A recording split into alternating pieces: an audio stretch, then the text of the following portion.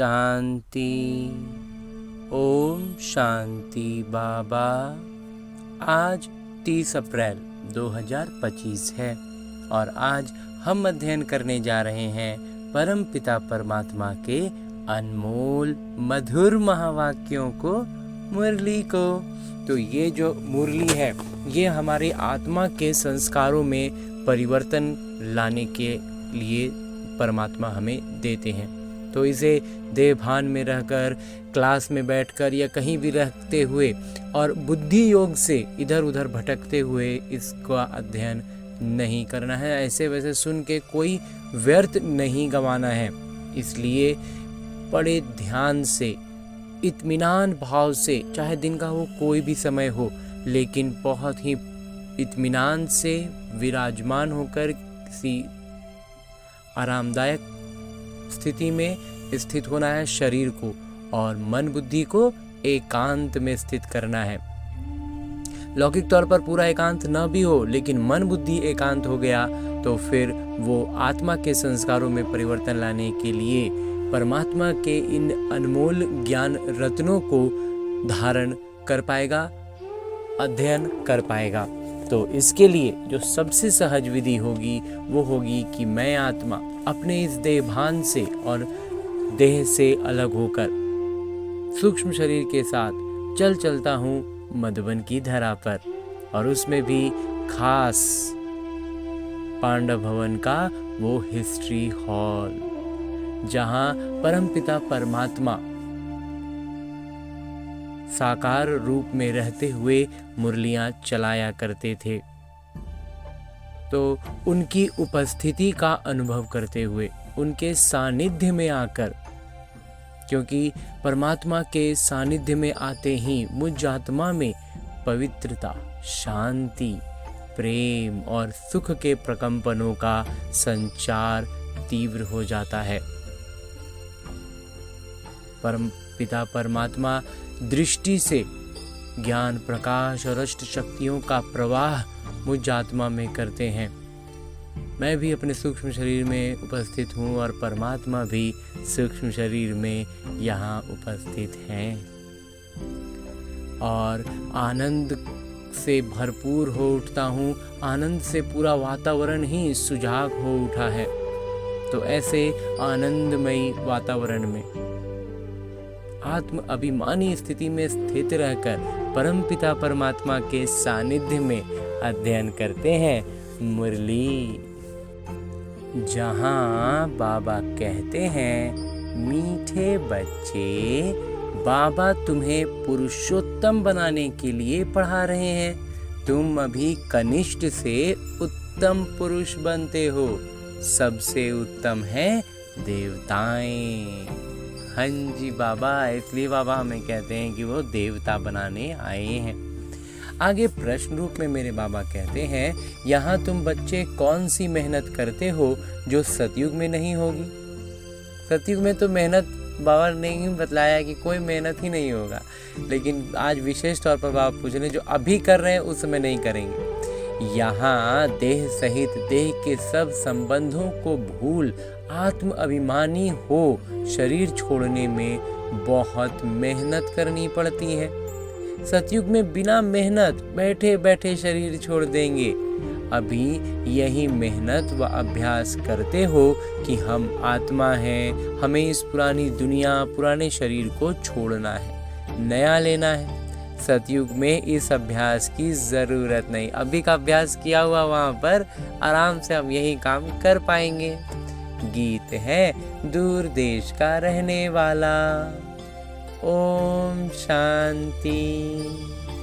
मीठे मीठे रूहानी बच्चे जानते हैं कि फिर से, यानी कल्प कल्प के बाद, इसको कहा जाता है फिर से दूर देश का रहने वाला आए हैं। देश पराए, पराए देश में दूर देश से रहने वाले मेरे बाबा आए हैं। ये सिर्फ उस एक के लिए ही गायन है, उनके ही सब याद करते हैं। वो है विचित्र, उनका कोई चित्र नहीं। ब्रह्मा, विष्णु, शंकर को देवता कहा जाता है। शिव भगवानुवाच कहा जाता है। और वो रहते हैं परम धाम में। उनके द्वारा जो कहा गया वो हो गया भगवानुवाच या फिर शिव भगवानुवाच। और वो रहते हैं परम धाम में। उनको सुख धाम में कभी बुलाते नहीं, दुख धाम में ही बुलाते हैं। वो आते भी हैं संगम युग पर, ये तो बच्चे जानते हैं। सतयुग में सारे विश्व पर तुम पुरुषोत्तम रहते हो, मध्यम कनिष्ठ वहाँ नहीं होते। उत्तम से उत्तम पुरुष ये श्री लक्ष्मी नारायण है ना, इन्हों को ऐसा बनाने वाले श्री श्री शिव बाबा कहेंगे। श्री श्री उस शिव बाबा को ही कहा जाता है। आजकल तो सन्यासी आदि भी अपने को श्री श्री कह देते हैं, तो बाबा ही आकर इस सृष्टि को पुरुषोत्तम बनाते हैं। सतयुग में सारे सृष्टि में उत्तम से उत्तम पुरुष रहते हैं।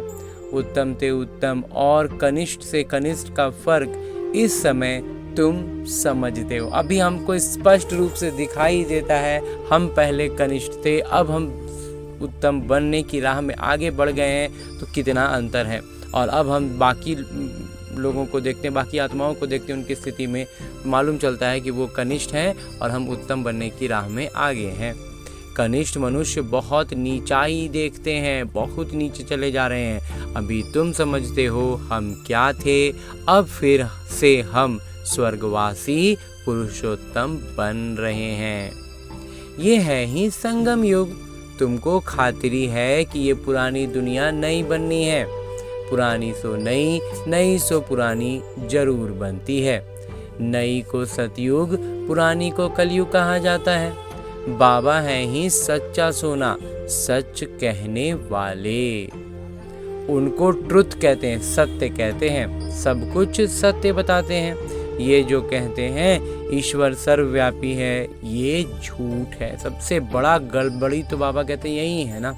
अब बाबा कहते हैं झूठ न सुनो, बुरा न सुनो, बुरा न देखो। राज विद्या की बात अलग है,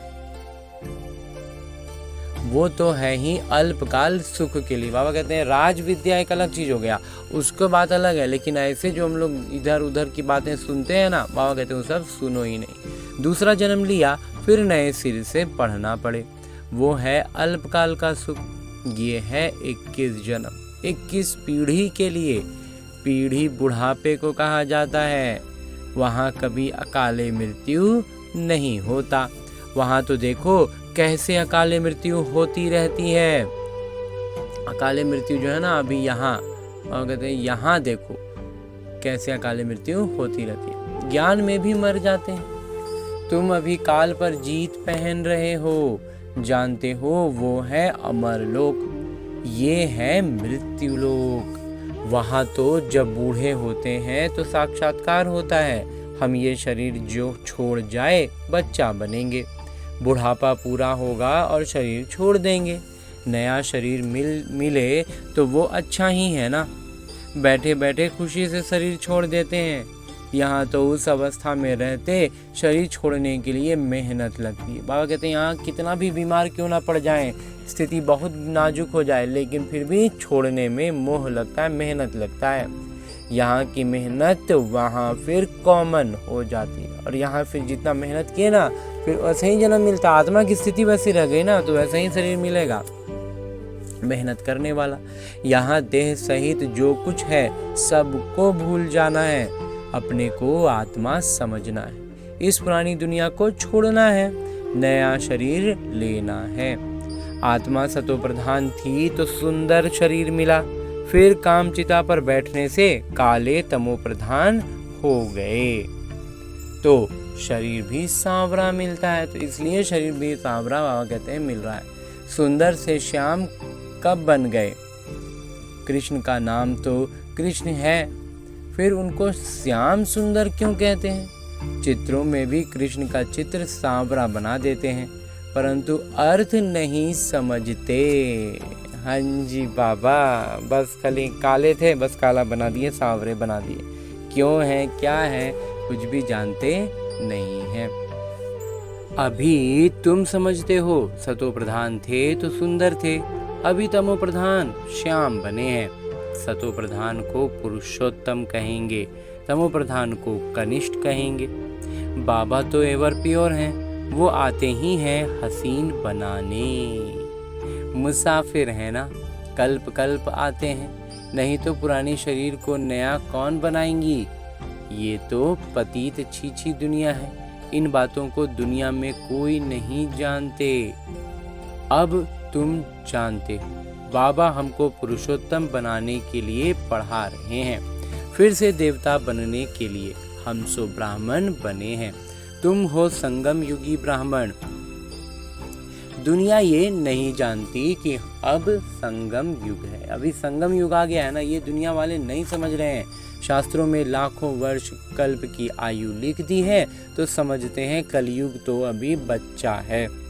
अभी तुम दिल से समझते हो, हम यहाँ आए हैं उत्तम ते उत्तम, कलयुगी पतित से सतयुगी पावन, मनुष्य से देवता बनने के लिए। ग्रंथ में भी महिमा है, मूत पलीती कपड़े धोए, परंतु ग्रंथ पढ़ने वाले भी अर्थ नहीं समझते हैं। बस वो एक दोहा है, एक वाक्य है, उसी तरह उसको समझ रहे हैं, उसका अर्थ वास्तविक यथार्थ अर्थ नहीं समझते। इस समय तो बाबा आकर सारी दुनिया के मनुष्य मात्र को साफ करते हैं। तुम उस पिता के सामने बैठे हो, बाबा ही बच्चों को समझाते हैं। ये रचता और रचना का ज्ञान और कोई जानते ही नहीं। जब कोई जानेगा ही नहीं तो कोई देगा कैसे, बताएगा कैसे। बाबा ही ज्ञान के सागर, वो सत्य हैं, चैतन्य है, अमर है, पुनर्जन्म रहित हैं, शांति के सागर, सुख के सागर, पवित्रता के सागर हैं। उनको ही बुलाते हैं कि आकर ये वर्षा दीजिए। तुमको अभी बाबा 21 जन्मों के लिए वर्षा दे रहे हैं। ये है अविनाशी पढ़ाई, पढ़ाने वाले भी अविनाशी पिता हैं। आधा कल्प तुम राज्य पाते हो, फिर रावण राज्य होता है। आधा कल्प हमारे हाथ में बाबा देते हैं और फिर रावण हमसे धीरे धीरे छीन लेता है। आधा कल्प है राम राज्य, आधा कल्प है रावण राज्य। प्राणों से प्यारे एक पिता ही हैं, क्योंकि वहीं तुम बच्चों को सब दुख से छुड़ाए अपार सुख में ले जाते हैं। तुम निश्चय से कहते हो वो हमारे प्राणों से प्यारे पारलौकिक पिता हैं। प्राण आत्मा को कहा जाता है, तो सब मनुष्य मात्र उनको याद करते हैं, क्योंकि आधा कल्प के लिए दुख से छुड़ाए शांति और सुख देने वाले पिता ही हैं। तो प्राणों से प्यारे हुए ना। तुम जानते हो सतयुग में हम सदा सुखी रहते हैं, बाकी सब शांति धाम में चले जाएंगे। फिर रावण राज्य में दुख शुरू होता है। दुख और सुख का खेल है। मनुष्य समझते हैं यहाँ ही अभी अभी सुख है और अभी अभी दुख है। हम लोग जब तक ज्ञान को नहीं समझे थे तो तब तक बुद्धि में क्या समझ में आता था कि अभी इसी जन्म में इसी जगह पर सुख भी मिलता है, दुख भी मिलता है। अच्छा कर रहे हैं तो सुख मिल रहा है, बुरा कर रहे हैं तो दुख होगा।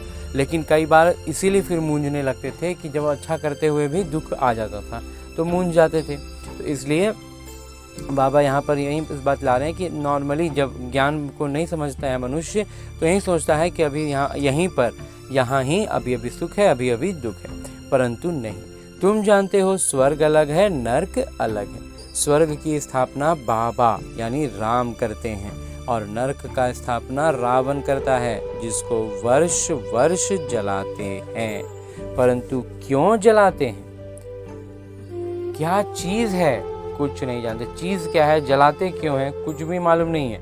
कितना खर्चा करते हैं, कितनी कहानियां बैठ सुनाते। राम की सीता भागवती को रावण ले गया। मनुष्य भी समझते हैं ऐसा हुआ होगा।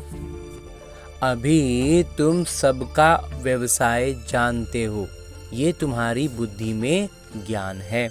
सारे विश्व का इतिहास भूगोल को कोई भी मनुष्य मात्र नहीं जानते। बाबा जो स्पष्टता के साथ बतलाते हैं ना, ये तो कोई जानता ही नहीं है, बाबा ही जानते हैं। उनको विश्व का रचयिता भी नहीं कहेंगे। बाबा कहते हैं कि हम जो है ना विश्व के रचयिता भी नहीं है। दुनिया जो है वो तो है ही, बाबा सिर्फ आकर ज्ञान देते हैं कि ये चक्र कैसे फिरता। बाबा कहते हैं ये दुनिया जो है जैसे है ना, वो बस वैसे ही है, हम इसको बनाते भी नहीं रहते हैं, बस आकर के इसका ज्ञान देते हैं कि ये घूमता कैसे है, हम कैसे गिर गए गड्ढे में और हमें कैसे वापस उठ जाना है।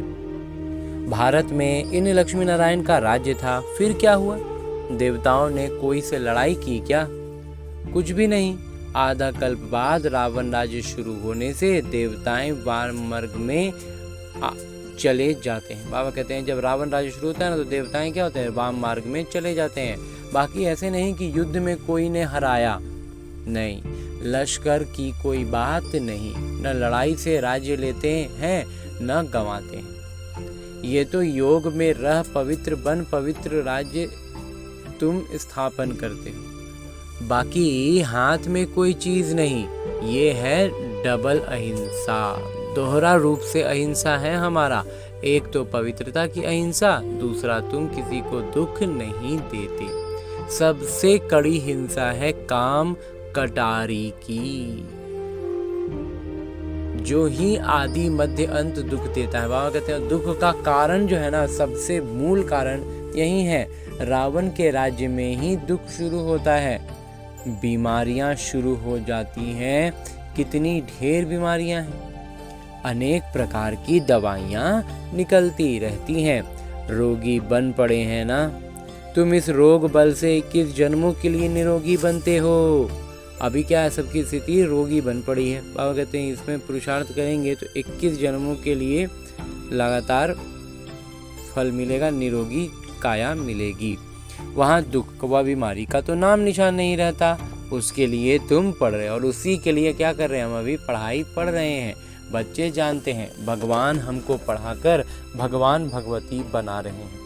पढ़ाई भी कितनी सहज है, आधा पौना घंटे में सारे चक्र का ज्ञान समझा देते हैं। 84 जन्म भी कौन कौन लेते हैं ये तुम जानते हो। भगवान हमको पढ़ाते हैं, वो है ही निराकार, सच्चे सच्चे उनका नाम है शिव। कल्याणकारी है ना, शिव का मतलब ही है कल्याणकारी, सर्व के कल्याणकारी, सर्व के सद्गति दाता हैं, ऊंचते ऊंच पिता, ऊंचते ऊंच मनुष्य बनाते हैं। बाबा पढ़ाकर होशियार बनाए, अब कहते हैं जाकर पढ़ाओ। तो इन ब्रह्मा कुमार कुमारियों को पढ़ने वाला शिव बाबा है। बाबा कहते हैं ये जो ब्रह्मा कुमार कुमारियां जितने भी हैं ना, इनको पढ़ाने वाले शिव बाबा हैं। ब्रह्मा द्वारा तुमको गोद लिया है। प्रजापिता ब्रह्मा कहाँ से आए, इस बात में ही मूंझते हैं। इनको गोद लिया, कहते हैं बहुत जन्मों के अंत में। अब बहुत जन्म किसने लिए?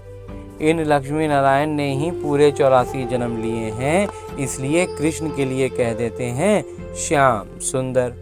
हम सो सुंदर थे, फिर 2 कला कम हुई, कला कम होते होते अभी 9 कला हो गए, 0 कला, एक भी कला अब नहीं बची। बाबा पूछते हैं प्रश्न रूप में कि अभी फिर तमो प्रधान से सतो प्रधान कैसे बनेंगे? तो बाबा कहते हैं मुझे याद करो तो तुम पावन बन जाएंगे। ये भी जानते हो ये रुद्र ज्ञान यज्ञ, अब यज्ञ में चाहिए ब्राह्मण, तो तुम सच्चे ब्राह्मण हो, सच्ची गीता सुनाने वाले, इसलिए तुम लिखते भी हो सच्ची गीता पाठशाला। उस गीता में तो नाम ही बदल दिया है। हाँ, जिन्होंने जैसे कल्प पहले वर्षा लिया था वही आकर लेंगे। अपनी दिल से पूछो, हम पूरा वर्षा ले सकेंगे? मनुष्य शरीर छोड़ते हैं तो हाथ खाली जाते हैं, वो विनाशी कमाई तो साथ में चलनी नहीं है। तुम शरीर छोड़ेंगे तो हाथ भर तू जाएंगे, क्योंकि 21 जन्मों के लिए तुम अपनी कमाई जमा कर रहे हो। ये हम आत्मा में जमा कर रहे हैं ना, तो हमारा 21 जन्म तक साथ जाएगा, और जो शरीर से जमा करते हैं वो यहीं छूट जाता है। तो मनुष्यों की तो सारी कमाई मिट्टी में मिल जाएगी। इससे तो हम क्यों ना ट्रांसफ़र कर बाबा को दे देवें। जो बहुत दान करते हैं वो तो दूसरे जन्म में साहूकार बनते हैं, ट्रांसफ़र करते हैं ना, क्योंकि क्या है, इन्वेस्ट कर रहे हैं। और एक भाषा में और एक शब्द लगाएं इसके लिए, तो वह इन्वेस्ट करना, निवेश करना। बाबा के यज्ञ में निवेश किया और वहाँ पर पद्म गुना मिल गया। तो अभी तुम 21 जन्मों के लिए नई दुनिया में ट्रांसफ़र करते हो, निवेश करते हो, तो तुमको रिटर्न में 21 जन्मों के लिए मिलता है। वो तो एक जन्म के लिए, अल्पकाल के लिए ट्रांसफ़र करते हैं। वो क्या कर रहे हैं लौकिक दुनिया वाले, एक जन्म के लिए करते हैं, अल्पकाल के लिए करते हैं निवेश। अभी इस जन्म में निवेश करेंगे, इनडायरेक्ट रूप से जब भक्ति में रहते हैं तो वो एक जन्म के लिए मिलता है। तुम तो ट्रांसफ़र करते हो 21 जन्मों के लिए। हमारा जो निवेश हो रहा है वो 21 जन्मों के लिए हो रहा है। बाबा तो है ही दाता, ये ड्रामा में नूंद है। जो जितनी जमा करते वो पाते हैं, जो जितना जमा करेंगे वो उतना पाएंगे। वो इनडायरेक्ट दान पुण्य करते हैं तो अल्पकाल के लिए रिटर्न मिलता है। इनडायरेक्ट करेंगे तो क्या होगा, अल्पकाल मिलेगा ना। और जो डायरेक्ट हम करेंगे तो हमें 21 जन्मों के लिए मिल जाएगा। ये है डायरेक्ट। अभी ज्ञान मार्ग में हम डायरेक्ट करते हैं। अभी सब कुछ नई दुनिया में ट्रांसफ़र करना है, निवेश कर देना अभी यहाँ का सब कुछ। तो इनको यानी ब्रह्मा को देखा, कितनी बहादुरी की। बाबा बोलते हैं कि देखो ब्रह्मा बाबा को सीधा पूरा का पूरा संपत्ति ही दे दिया, जितना कुछ हाथ में था सब कुछ दे दिया। तुम कहते हो सब कुछ ईश्वर ने दे दिया है, अब बाबा कहते हैं ये सब हमको दे दो, हम तुमको विश्व की बादशाही देते हैं। बाबा कहते हैं तुम हमको अपना सब कुछ दे दो, हम तुमको विश्व का बादशाही देंगे। क्योंकि यज्ञ को चलाना था तो 14 साल तो यज्ञ में आराम से चलाना, तो उसी ढंग से चला। तो बाबा ने तो फट से दे दिया, सोचा नहीं, फुल पावर दे दी। हमको विश्व की बादशाही मिलती है, वो नशा चढ़ गया। विश्व की बादशाही मिल रही है तो यहाँ तो फिर भी उसकी तुलना में तो कुछ भी नहीं था। सोचा नहीं, कुछ भी सोचा नहीं, वो एकदम समझ में आया, फट से दे दिया। फुल पावर दे दी पूरी अथॉरिटी से, तो हमको विश्व की बादशाही मिलती है। वो नशा चढ़ गया। जब वो नशा चढ़ गया तो अभी हाथ में जो था तुरंत छोड़ दिए। बच्चों आदि का कुछ भी ख्याल नहीं किया कि लौकिक रीति से उनके 4-5 संतान थी, उनका कोई ख्याल नहीं। देने वाले ईश्वर हैं तो फिर किसी का रिस्पॉन्सिबल थोड़े ही रहे। जब बाबा को बुद्धि में यही बात आ गई कि जब सबको ईश्वर चला रहे हैं और वो आए हुए हैं तो फिर हमको, मेरा जिम्मेवारी थोड़ी है, उनका जिम्मेवारी है। 21 जन्म के लिए ट्रांसफ़र यानी निवेश कैसे करना होता है, इस पिता को यानी ब्रह्मा बाबा को देखो, फॉलो फादर, उनको देखो, समझ में आ जाएगा कि कैसे निवेश किया जाता है, एकदम पूरा झटके से। प्रजापिता ब्रह्मा ने किया ना, ईश्वर दाता है ना, उसने इनसे कराया। तुम भी जानते हो हम आए हैं बाबा से बादशाही लेने। दिन प्रतिदिन समय थोड़ा होता जाता है, आफतें ऐसी आएंगी बात मत पूछो। व्यापारियों का सांस तो मुट्ठी में रहता है, कोई जमघट ना आ जाए। सिपाही का मुंह देख मनुष्य बेहोश हो जाते हैं, आगे चल बहुत तंग करेंगे। सोना आदि कुछ भी रखने नहीं देंगे, बाकी तुम्हारे पास क्या रहेगा, पैसे ही नहीं रहेंगे जो कुछ खरीद कर सको। कुछ खरीदने की स्थिति नहीं रहने देगी। स्थिति बाबा इतना ज़बरदस्त बता रहे हैं कि व्यापारियों की सांस तो मुट्ठी में रहती है ना, कोई जमघट ना आ जाए। सिपाही का मुंह देख मनुष्य बेहोश हो जाते हैं, ऐसा दर्दनाक समय आएगा। बाबा कह रहे हैं कि आगे चल बहुत तंग करेंगे। और जब आने वाला जो समय है ना, ये सिपाही बोलें या जो भी बोलें, क्राइम जिसको आज की भाषा में हम कह रहे हैं, वो इतना बढ़ चुका होगा कि बहुत तंग करेंगे। सोना आदि कुछ भी रखने नहीं देंगे, बाकी तुम्हारे पास क्या रहेगा, पैसे भी नहीं रहेंगे जो कुछ खरीद कर सको। कुछ भी खरीदने के लिए पैसा ही नहीं रहेगा, सोना नहीं रहेगा तो कैसे करेंगे। नोट आदि भी चल न सके। राज्य बदल जाता है, पिछाड़ी में बहुत दुखी हो मरते हैं। बहुत दुख के बाद फिर सुख होगा। अब कहते हैं जो अंत में और ज़्यादा दुख आएगा ना, उतना ज़्यादा दुख के बाद फिर सुख है। उस घड़ी को जो साक्षी दृष्टा होकर के देख के आगे बढ़ पाएगा, वो फिर बहुत सुख देखेगा। ये है खूने नाहे खेल। नेचुरल कैलेमिटीज़ भी होंगी, प्राकृतिक आपदाएं भी बाबा कहते हैं बहुत होंगी। इससे पहले बाबा से पूरा वर्षा तो लेना चाहिए। भल घूमो फिरो, सिर्फ बाबा को याद करते रहो तो पावन बन जाएंगे। बाबा कहते हैं बाकी लौकिक रीति की कोई भी काम करो, लेकिन बाबा की याद में रहकर करो तो हम पावन बनते जाएंगे। छोटी छोटी आदत में इसको हमें शामिल करना है। मूलतः क्या करना है? संस्कार परिवर्तन करना है। तो संस्कार परिवर्तन के लिए अभ्यास चाहिए, और अभ्यास के लिए लौकिक जीवन की जो हमारी दिनचर्या है ना, उसी को हमें जीना होता है, करना होता है। तो तभी हमारा अभ्यास बढ़ेगा और हम पावन बनते जाएंगे। बैठ के जंगल में बाबा कहते हैं वो संन्यास नहीं होगा और वो अभ्यास नहीं होगा ना। सबसे मूल बात है, उसमें अभ्यास नहीं होगा। फिर जब कभी परिस्थिति के सामने आएंगे, अन्य आत्माओं के बीच आएंगे, तो फिर वही उलझनों में फंसेंगे। इसलिए उनके बीच रहते हुए अपनी अवस्था को बदलना है।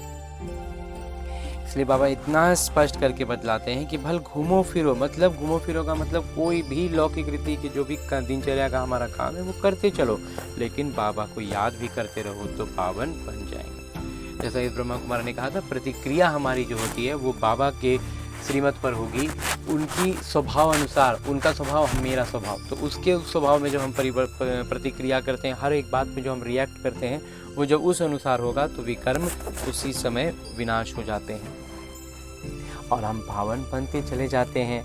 बाकी आफतें बहुत आएंगी, तो आफतों को हमसे उलझेंगे, हम उनमें उलझेंगे नहीं ना, हम उससे ऊपर उठे हुए रहेंगे। तो जो लेकिन नहीं समझ पाए हैं वो बहुत हाय हाय करते रहेंगे। तुम बच्चों को अभी ऐसी अभ्यास करनी है जो अंत में एक शिव बाबा ही याद रहे, उनकी याद में ही रहकर शरीर छोड़ें और कोई मित्र संबंधी आदि याद न आए। ये अभ्यास करनी है। हाँ जी बाबा, इस ब्रह्मा कुमार को बात समझ में आ गई है। बाबा को ही याद करना है और नारायण बनना है। ये अभ्यास बहुत करनी पड़े, नहीं तो बहुत पछताना पड़ेगा। और कोई की याद आई तो अनुत्तीर्ण हुए। एक झटके में एक क्षण का पेपर आएगा और उसमें जहाँ दूसरा कुछ याद आ गया, ना पास, सीधे वो एक बार सीधे कैटेगरी से बाहर हो गए। अब फिर बाद में उनकी छटैया होगी। एक बार में जो सट एकदम बिना सजा खाए जाने वाले हैं ना, वो पहले अलग छटाएंगे। तो जो पास होते हैं वहीं विजयी माला में पिरोए जाएंगे। अपने से पूछना चाहिए, बाबा को कितना याद करते हैं? कुछ भी हाथ में होगा तो वो अंतकाल याद आएगा, हाथ में नहीं होगा तो याद भी नहीं आएगा। बाबा कहते हैं हमारे पास तो कुछ भी नहीं है, ये हमारी चीज नहीं है। कुछ भी ना अपन मेरा है ऐसा भावना दिल से उससे निकाल देना, उसी को बाबा कहते हैं ट्रस्टी होकर रहना। मतलब मेरा है, इसको ऐसे करना चाहिए, इसको ऐसे करना चाहिए, ये सब भावना अगर चलते रहा ना, उसी समय अंतिम पेपर आ गया तो फिर उसी में बुद्धि रह जाएगी। तो उस ज्ञान के बदले ये लो तो 21 जन्म के लिए वर्षा मिल जाएगा। बाबा कहते हैं वो वाला ज्ञान के बदले में ये वाला अलौकिक ज्ञान ले लो तो फिर 21 जन्मों का वर्षा मिल जाएगा, नहीं तो स्वर्ग की बादशाही गंवा देंगे। तुम यहाँ आते ही हो बाबा से वर्षा लेने, पावन तो जरूर बनना पड़े, नहीं तो सजा खाकर हिसाब किताब चुकतू कर जाएंगे। पद कुछ नहीं मिलेगा, श्रीमत पर चलेंगे तो कृष्ण की गोद में लेंगे। बाबा कहते हैं श्रीमत पर चलते रहे ना तो कृष्ण को गोद में लेंगे। मतलब या तो उनके माता पिता बन पाएंगे या फिर राज परिवार में हमारा जन्म होगा। कहते हैं ना, कृष्ण जैसा पति मिले वह बच्चा मिले, या तो पति रूप में कृष्ण मिले या तो फिर पुत्र रूप में। कोई तो अच्छी रीति समझते हैं, कोई फिर उल्टा सुल्टा बोल देते हैं। समझ नहीं पाते हैं ना, तो उसका अर्थ समझते नहीं है तो क्या क्या अंट संट मन गणंत बना देते हैं। और मन मत पर कहते हैं तो वो हो जाता है रावण मत, क्योंकि हमारा मन अभी रावण के जंजीरों से बंधा है, तो रावण के अनुसार ही संकल्प की रचना कर रहा है और इसीलिए हम उनमें उलझ जाते हैं। अच्छा, मीठे मीठे सिकिलदे बच्चों प्रति माता पिता बाबा का याद प्यार और आशीर्वाद। रूहानी बाबा की रूहानी बच्चों को नमस्ते। हम रूहानी बच्चों की ओर से रूहानी माता पिता को याद प्यार और प्रणाम। धन्यवाद बाबा, धन्यवाद। मुरली के लिए भी धन्यवाद और इस अनूठे अलौकिक ब्राह्मण जीवन के लिए भी बहुत बहुत बहुत धन्यवाद बाबा, बहुत धन्यवाद। और आगे आज की मुरली से लिए गए वो प्रमुख बिंदु हैं जिन्हें हमें अपने इस ब्राह्मण जीवन में धारणा करनी है, धारण करने हैं, ताकि हम ब्राह्मण सो फरिश्ता, फरिश्ता सो देवता बन सकें। तो उसके लिए जो सबसे पहली बिंदु है वो है कि जैसे ब्रह्मा बाबा ने अपना सब कुछ निवेश कर, ट्रांसफ़र कर फुल पावर बाबा को दे दी, सोचा नहीं ऐसे फॉलो फादर कर 21 जन्मों की प्रारब्ध जमा करनी है। बाबा कहते हैं जैसे ब्रह्मा बाबा ने किया, हमें भी उनके नक्शे कदम पर चलना है और तब हम 21 जन्मों के लिए प्रारब्ध जमा कर पाएंगे। दूसरा है अभ्यास करनी है अंतकाल में एक पिता के सिवाय और कोई भी चीज़ याद ना आए, हमारा कुछ नहीं, ये सब बाबा का है। अल्फ और बे इसी स्मृति से पास हो विजयी माला में आना है। हाँ जी बाबा, बाबा कहते हैं एक बाबा और एक बाबा द्वारा दी गई बादशाही, बस यही स्मृति में रहेगा तो हम विजयी माला में तो आ ही जाएंगे। बाबा ने कहा है जो 108 की माला में आएंगे ना वो बिना सजाओं के पहुँचेंगे। उसके बाद वाले फिर 16,000 वाला भी थोड़ा बहुत सजा उनको देखना पड़ेगा, और उनके बाद जो है 16,000 के बाहर जो है वो तो काफ़ी सजाओं के बाद, और क्योंकि पद कम हो जाएगा, क्योंकि बाबा कहते हैं ना सजा खा कर जाएंगे तो पद कम, तो 16,000 तक तो ऊंचा पद है, तो 16,000 तक थोड़ा बहुत सजा के साथ पहुंचेंगे। तो इसलिए इस बात का हमें ध्यान रखना है कि विजयी माला 108 की है, वहीं भक्ति मार्ग में भी आज तक 108 की माला जपी जाती है, तो हमें उन 108 में आने का पूरा अभ्यास करना है। और ये बाबा कहते हैं सिर्फ अभ्यास से हो सकता है, तो ये अभ्यास को हमें बढ़ाना है। आगे मेरे बाबा वरदान दे रहे हैं। वरदान देते हुए मेरे बाबा कहते हैं मनसा पर फुल अटेंशन देने वाले, पूरा ध्यान देना है मन पर।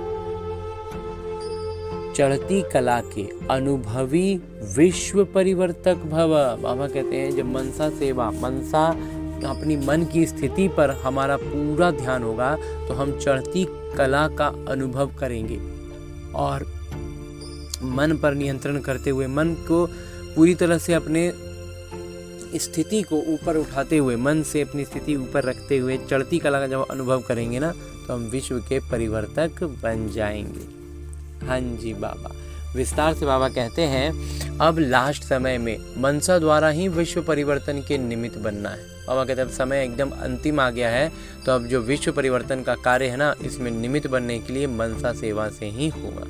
इसलिए अब मनसा का एक संकल्प भी व्यर्थ हुआ तो बहुत कुछ गवाया। एक संकल्प को भी साधारण बात न समझो।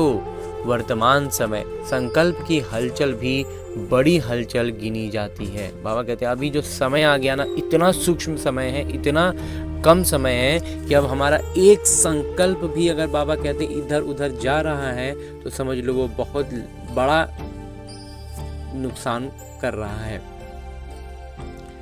बड़ी हलचल में गिना जाएगा। एक संकल्प का इधर उधर जाना बहुत बड़ा हलचल का गिनती में उसको रखा जाएगा। तो इस बात का हमें कितना सजग रहना है, क्योंकि अब क्यों रखा जाएगा, बाबा कहते हैं क्योंकि अब समय बदल गया है, पुरुषार्थ की गति भी बदल गई, तो संकल्प में ही फुल स्टॉप लगा चाहिए।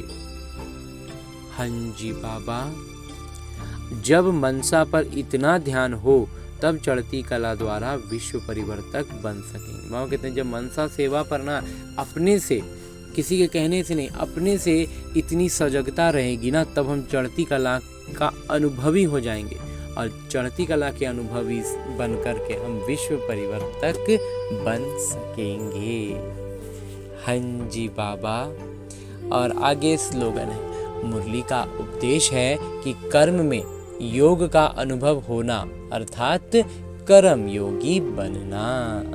हाँ जी बाबा, कर्म में योग का अनुभव कर रहे हैं, बाबा की याद में रहते हुए अगर कर्म कर पा रहे हैं तो हम कर्म योगी हो गए ना।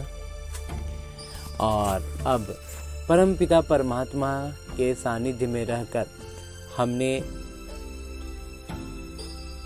इस अमूल्य मुरली का अध्ययन किया, वरदान प्राप्त किया और अब परमपिता परमात्मा इसी अव्यक्त स्वरूप में स्थित रहकर एक इशारा भी देते हैं, जो है कंबाइंड रूप की स्मृति से सदा विजयी बनो। एक साथ मैं आत्मा और मेरे बाबा परमात्मा एक साथ उपस्थित हैं, विराजमान हैं। तो उनकी उपस्थिति को जब हम अनुभव करते हैं ना, तो केवल मात्र उनकी उपस्थिति से पूरा वातावरण प्रफुल्लित हो जाता है और माया विघ्न तो आसपास भटक ही नहीं सकती, नजर ही नहीं आ सकती। तो ऐसी स्थिति बनने के लिए अभ्यास करना होता है। परमात्मा के सानिध्य में होने की याद हमें रहती है, तो हम इसके अनुभव में खोने लगते हैं। और इस बात की स्पष्टता के लिए मेरे बाबा हर दिन एक अलग बिंदु, एक अलग इशारा देते हैं। उसमें है वैसे इशारों में से आज के लिए जो बाबा ने इशारा दिया है वो है आप और बाप। इस कंबाइंड रूप का अनुभव करते सदा शुभ भावना, श्रेष्ठ कामना, श्रेष्ठ वाणी, श्रेष्ठ दृष्टि, श्रेष्ठ कर्म द्वारा विश्व कल्याणकारी स्वरूप का अनुभव करो, तो क्षण में सर्व समस्याओं का समाधान कर सकेंगे। बाबा कहते हैं हमेशा जो बाबा कंबाइंड है, जो इस ब्रह्मा कुमार का मंथन रहा है कि परमात्मा हमारे साथ कंबाइंड है, परमात्मा के सानिध्य में मैं आत्मा हूँ। तो इसका अर्थ क्या है? इसका अर्थ है कि मुझ आत्मा से उठने वाली हर भावना शुभ भावना होगी, कामनाएं श्रेष्ठ होंगी, वाणी भी श्रेष्ठ होगा, दृष्टि श्रेष्ठ होगी, कर्म भी श्रेष्ठ होंगी। तो क्या हो जाएगा? ये हमारा विश्व कल्याणी स्वरूप हो जाएगा। और इस स्वरूप में जब हम खुद स्थित होंगे ना, तो हमारे लिए ये अनुभव की बात होगी। का अनुभव करो तो सेकंड में सर्व समस्या, और जब ऐसा अनुभव करेंगे तो कोई भी समस्या सामने टिक ही नहीं सकता ना। समस्याएं बाबा कहते हैं कि समाधान कर सकेंगे। सदा एक स्लोगन याद रखना, न समस्या बनेंगे, न समस्या को देख डगमग होंगे। न खुद कभी समस्या बन जाएंगे अपने आप के लिए, अपने आप में ही समस्या बन जाए, ये नहीं होगा। और न ही कोई सामने से कुछ आया तो उसमें देख करके हम डगमग होंगे। स्वयं भी समाधान स्वरूप होंगे और दूसरों को भी समाधान देंगे। ये स्मृति सफलता स्वरूप बना देगी। अब कहते हैं ये स्मृति अगर रह गई ना, तो यही हमें सफलता का स्वरूप देगी। हाँ जी बाबा।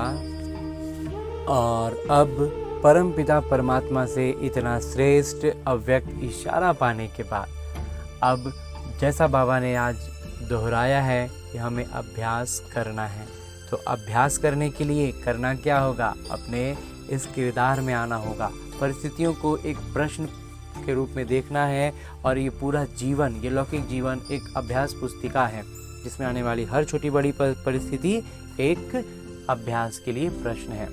तो इसका उत्तर हम जितनी अच्छे से दे पाते हैं, जितने कम समय में दे पाते हैं, जितना श्रेष्ठ दे पाते हैं, जितनी श्रेष्ठ हमारी प्रतिक्रिया होती है परिस्थितियों के प्रति, उतना ज़्यादा हम पावन बनते जाएंगे। और यही होगा परमात्मा की याद में रहना। हाँ जी बाबा। तो ऐसे शुभ भावना और श्रेष्ठ कामनाओं से भरपूर रहते हुए आते हैं अपने इस लौकिक किरदार में, अपने स्थूल शरीर में। अच्छा, ओम शांति।